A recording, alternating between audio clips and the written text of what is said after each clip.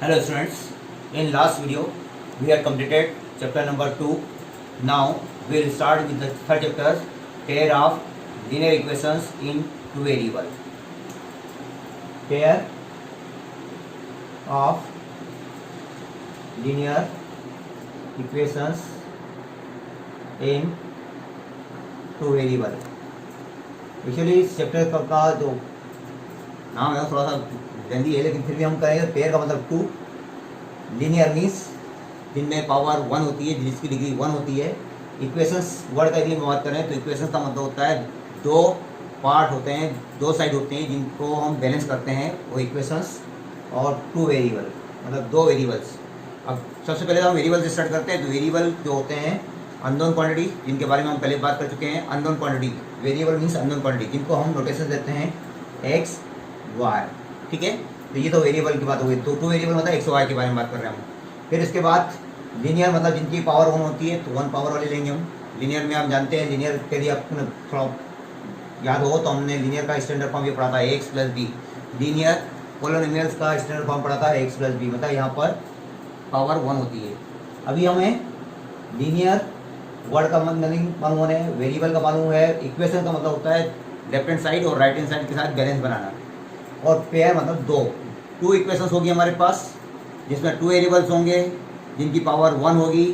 ठीक है, अब यदि हम इन सब बातों को मिलाकर बात करें तो इसका जो स्टैंडर्ड फॉर्म होगा वो इस टाइप से बनेगा, A X plus B Y plus C equal to 0।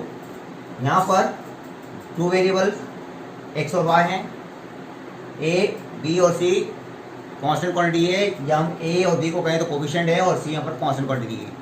इस बार से ये स्टैंडर्ड फॉर्म में कन्वर्ट होती है। ये बात हमने 9th में पढ़ी हुई है कि जब लीनियर इक्वेशंस होती है और वो टू वेरिएबल वाली होती है तो उसका स्टैंडर्ड फॉर्म होता है A X plus B Y plus C equal to 0। अब थोड़ा सा हम इधर जाएँ तो लीनियर पोलिनोमियल में हमने देखा था कि जब इसकी ग्राफ की बात करते हैं तो इसका graph A X plus B का जो ग्राफ होता है वो पैरेलल टू वाई एक्सिस होता है, पैरेलल टू वाई एक्सिस होता है, और एक्स एक्सिस को एक पॉइंट पे इंटरसेक्ट करता है, जो इसका क्या कहलाता है, सॉल्यूशंस। ये जो पॉइंट होता है इसका सॉल्यूशन कहलाता है। ठीक है, यहाँ पर जब हम बात करें तो चूंकि टू वेरिएबल आ गए हैं एक्स और एक्स और वाई चूंकि लीनियर है, तो लीनियर का जो ग्राफ बनता है वह स्ट्रेट लाइन होता है। जैसे हमने स्ट्रेट लाइन बनाई थी, यहाँ पर भी स्ट्रेट लाइन बनता है। इस इक्वेशन के बारे में बात करें तो ये भी लीनियर इक्वेशन है, इसका मतलब है इसका भी ग्राफ स्ट्रेट लाइन बनेगा, लेकिन थोड़ा चेंज आएगा क्योंकि यहाँ पर दो वेरिएबल हैं एक्स और वाई, जबकि यहाँ पर केवल एक ही वेरिएबल था, इसलिए वो एक्स एक्सिस को इंटरसेक्ट कर रहा था। जबकि यहाँ पर हमारे पास दो वेरिएबल है एक्स और वाई, इसका मतलब है वह एक्स एक्सिस पर भी इंटरसेक्ट करेगा और वाई एक्सिस पर भी इंटरसेक्ट करेगा। मतलब ऐसी स्ट्रेट लाइन बनानी है जो एक्स एक्सिस को और वाई एक्सिस दोनों को इंटरसेक्ट करे। इसका मतलब यदि हम इसकी ग्राफ की बात करें तो एक्स एक्सिस पर इंटरसेक्टिंग पॉइंट यहाँ सपोज किया जा रहा है, वाई एक्सिस पर इंटरसेक्टिंग पॉइंट यहाँ आ रहा है, तो इसका ग्राफ कैसे बनेगा, तो इन दोनों को मिलाते हुए लाइन ड्रा करेंगे तो ये बनेगी इसकी स्ट्रेट लाइन। तो जब हम इस टाइप की इक्वेशन की बात करते हैं जिसमें टू वेरिएबल होते हैं, एक्चुअल में टू वेरिएबल होते हैं तो पॉलिनोमियल नहीं है। पहली बात तो यहाँ से स्टार्ट करें, ये है यहाँ पर एल्जेब्रिक एक्सप्रेशंस। एल्जेब्रिक एक्सप्रेशन क्योंकि जब एक से ज़्यादा वेरिएबल आ जाते हैं तो एल्जेब्रिक एक्सप्रेशन होता है, तो ये एल्जेब्रिक एक्सप्रेशन है। अभी एल्जेब्रिक एक्सप्रेशन में हमारे पास टू वेरिएबल है एक्स और वाई, जब इसका हम ग्राफ बनाएंगे तो स्ट्रेट लाइन बनेगी, तो हम क्लियर हो गया। अब हम क्या कर रहे हैं, जब इसकी ग्राफ की बात करते हैं तो इसको दो पार्ट में डिस्ट्रीब्यूट करते हैं। पहला पार्ट तो हमने बनाएंगे A X plus C equal to 0, और दूसरा बनाएंगे B Y plus C equal to 0। और इससे हम पता लगाएंगे कि एक्स एक्सिस का इंटरसेक्टिंग पॉइंट क्या है, और इससे पता लगाएंगे वाई एक्सिस का इंटरसेक्टिंग पॉइंट क्या है। जब हम इससे पता लगाएंगे तो एक्स इक्वल क्या आ जाएगा, माइनस सी बाय ए, और यहाँ से निकालेंगे तो वाई इक्वल हो जाएगा माइनस सी बाय बी। ये इंटरसेक्टिंग पार्ट्स कहलाते हैं यहाँ पर। और ये पार्ट जब लगा यहाँ पर पॉइंट आउट कर देते हैं तब हम इसको ज्वाइन करते हैं तो बनती है स्ट्रेट लाइन। अब इसको थोड़ा सा मैं समझाने के लिए एक एग्जांपल ले रहा हूँ कि हम इसका ग्राफ कैसे बनाते आ रहे हैं और कैसे ग्राफ बनाते हैं। सपोज कीजिए हमारे पास एक इक्वेशन है 2x plus 3y minus 6 equal to 0, और इसका ग्राफ बनाना है। तो इसका ग्राफ बनाने के लिए इसके दो पार्ट बना लेते हैं कि हम पता लगाएं कि एक्स एक्सिस का इंटरसेक्टिंग पॉइंट क्या होगा और वाई एक्सिस का इंटरसेक्टिंग पॉइंट क्या होगा। तो एक्स एक्सिस का इंटरसेक्टिंग पॉइंट निकालने के लिए इसको लीनियर में कन्वर्ट करते हैं और एक्स का ये वाला पार्ट ले लेते हैं केवल। तो यहाँ से x की वैल्यू आ जाएगी आपको 3 आ जाएगी, मतलब x का इंटरसेक्टिंग पॉइंट आ गया 3। और जब हम y की बात करेंगे तो 3y माइनस 6 इक्वल टू 0, तो y का इंटरसेक्टिंग पॉइंट आ जाएगा 2। अब ये 3 यहाँ पर है और यहाँ पर है 2, क्योंकि यहाँ पर यदि आप 1 2 3 की बात करें या 1 2 की बात करें तो इस टाइप से पॉइंट आएंगे, और इन पॉइंट को पॉइंट आउट करने के बाद जब इसको ज्वाइन करेंगे तो ये 3 स्ट्रेट लाइन बनेगी। लेकिन चूंकि हमने 9 तो पढ़ा है कि जब हम इसकी बात करते हैं तो ये जब x की वैल्यू 3 है तो कोऑर्डिनेट फॉर्म में आती है यहाँ पर, क्योंकि दो वेरिएबल है x और y। देखिए हम बात कर रहे हैं x की, तो y का वैल्यू क्या होगा, तो y की वैल्यू वापस हम लेते हैं कि y की वैल्यू है 0, मतलब y की वैल्यू 0 है तब x की वैल्यू आ गई 3। इसका मतलब इसका पार्टीशन फॉर्म यहाँ हो गया 3, 0। सिमिलरली जब हम y के फॉर्म में बात करते हैं तो y के फॉर्म में बात करते समय जो x की वैल्यू होती है 0, x की वैल्यू यहाँ पर होगी 0 सॉरी, और y की वैल्यू क्या आ जाएगी, तो y की वैल्यू 2, और ये 0 2, ये जो कोऑर्डिनेट होंगे वो होंगे 0 2, क्योंकि कार्टेशियन फॉर्म हम पढ़े हुए हैं, इससे थोड़ा सा हम ट्राई इसको कर सकते हैं। तो ये पॉइंट होगा 3 0, ये होगा 0 2, और जब इसको ज्वाइन करेंगे तो ये लाइन बनेगी। और इस पॉइंट लाइन पर चूंकि लाइन क्योंकि स्ट्रेट लाइन है और लाइन पर इनफाइनाइट पॉइंट होते हैं, तो इस प्रकार से यहाँ पर इस लाइन को जो सेटिस्फाई करने वाले पॉइंट हैं वो इनफाइनाइट पॉइंट्स होंगे। जब हम इस लाइन की बात कर रहे हैं तो इससे यहाँ पर बहुत सारे कार्टेशियन होंगे, और ये सभी कार्टेशियन पॉइंट जो होंगे वो इस इक्वेशन को सेटिस्फाई करेंगे। इसका मतलब है हमारे पास x की और y की ऐसी इनफाइनाइट वैल्यूज होगी जो इस इक्वेशन को सेटिस्फाई करेगी। तो हम जब 2 वेरिएबल इक्वेशन की बात करते हैं, 2 वेरिएबल लीनियर इक्वेशन की बात करते हैं, तो उस समय हमारे पास ग्राफ बनाते समय हम ग्राफ को लीनियर फॉर्म में कन्वर्ट करके ग्राफ बना लेते हैं। लेकिन जब ग्राफ बनेगा तो वह एक स्ट्रेट लाइन बनेगी, और स्ट्रेट लाइन पर इनफाइनाइट पॉइंट्स होते हैं जो इस इक्वेशन को सेटिस्फाई करते हैं। ठीक है, अभी हमने केवल एक की बात की, अभी हम पेयर की बात करेंगे। पेयर का मतलब होता है हमारे पास 2 इक्वेशन होगी।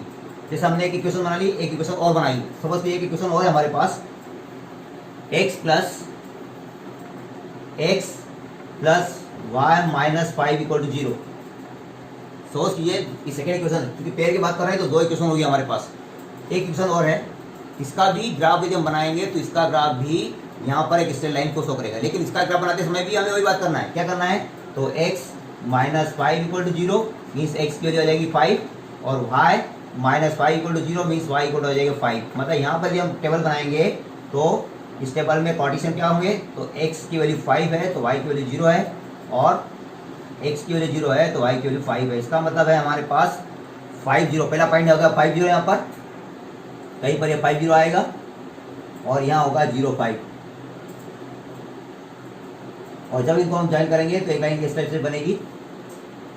ठीक है, और ये लाइन क्या होगी, ये दोनों एक दूसरे को कहीं ना कहीं इंटरसेक्ट करेगी, कहीं ना कहीं इंटरसेक्ट करेगी। मतलब इस टाइप के जब ग्राफ बनाते हैं, जब पेयर ऑफ लाइन का ग्राफ बनाते हैं तो ग्राफ में भी 3 टाइप के ग्राफ बन सकते हैं। कौन कौन से हैं, तो यहाँ पर क्लियर कर रहा हूँ आपको।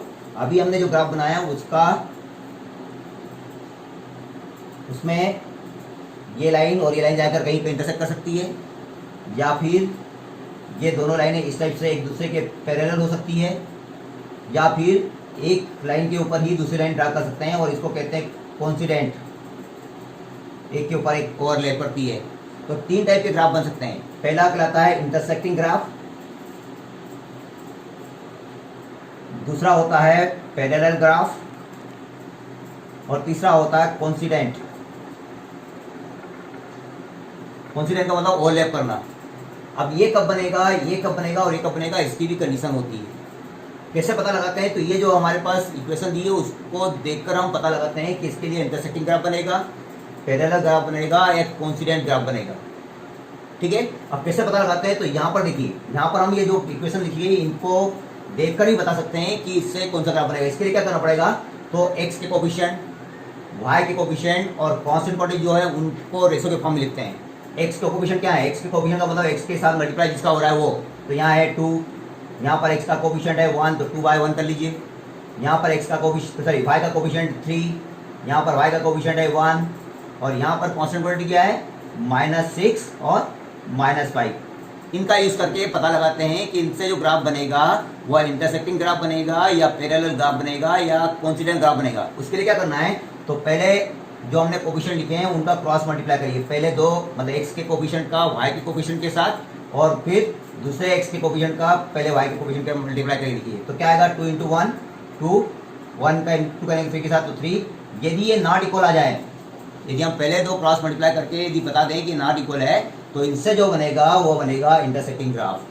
मतलब इससे जो ग्राफ बन रहा है वो इंटरसेक्टिंग ग्राफ बन रहा है। यदि ये इक्वल आ जाते तो फिर हमको ये मल्टीप्लाई करना पड़ता है, इन दोनों का मल्टीप्लाई करना पड़ता है। ये नॉट इक्वल है इसलिए आगे जाने की जरूरत नहीं है। लेकिन यदि ये इक्वल आ जाते हैं, पहला और दूसरे का मल्टीप्लाई करने पर इक्वल आ जाता है, तो हमें इनका मल्टीप्लाई करके देखना पड़ता कि इनका मल्टीप्लाई कैसे आता है। यदि इनका मल्टीप्लाई थर्ड, सेकेंड और थर्ड का मल्टीप्लाई नॉट इक्वल आता है तो फिर पैरेलल बनता है, और यदि सेकेंड और थर्ड का इक्वल आ जाता है, पहले का भी इक्वल है, मतलब फर्स्ट सेकेंड का इक्वल, सेकेंड थर्ड का इक्वल, तो उनसे जो बनता है वो कोइंसिडेंट बनता है। ठीक है, एक बार फिर बता रहा हूँ कि कैसे हम इसको पता लगाते हैं कि वो इंटरसेक्टिंग है, पैरेलल है या कोइंसिडेंट है। इसके लिए क्या करना है, एक्स के कोफिशिएंट, वाई के कोफिशिएंट और जो कांस्टेंट क्वांटिटी है उनको रेशो में लिख लीजिए। ठीक है, फिर इसके बाद पहले जो एक्स का कोफिशिएंट है उसका वाई के सेकंड कोफिशिएंट के साथ मल्टीप्लाई करिए, मल्टीप्लाई करके देखिए कि ये क्वांटिटी जो हमने लिखी है ये इक्वल है या नहीं। यदि नॉट इक्वल आती है इसका मतलब है इंटरसेक्टिंग ग्राफ। यदि ये इक्वल आ जाता है तो इसके बाद आपको सेकेंड नंबर और जो वाई के कोफिशिएंट है और कांस्टेंट क्वांटिटी है उनका मल्टीप्लाई करके देखना पड़ेगा। यदि वो नॉट इक्वल आता है तो पैरेलल, और इक्वल आ जाता है तो कोइंसिडेंट। मतलब तीन कंडीशन यहाँ पर हमको यदि देखें तो A1 B2 is equal to A2 B1 not equal intersecting के लिए। अब A1 B1 क्या है, तो ये A1 B1 C1 इसके कोफिशिएंट हैं, A2 B2 C2 यहाँ से ले लीजिए, और A1 B2 is not equal to A2 B1 हो तो इंटरसेक्टिंग। यदि इक्वल आ जाता है तो उसके बाद B1 C2 और B2 C1 करिए, नॉट इक्वल आए तो पैरेलल, और इक्वल आ जाए तो कोइंसिडेंट। ठीक है, तो ये था, अभी हम थर्ड चैप्टर का बेसिक पढ़ रहे हैं, इसके बारे में और आगे बात करेंगे। ठीक है, थैंक यू।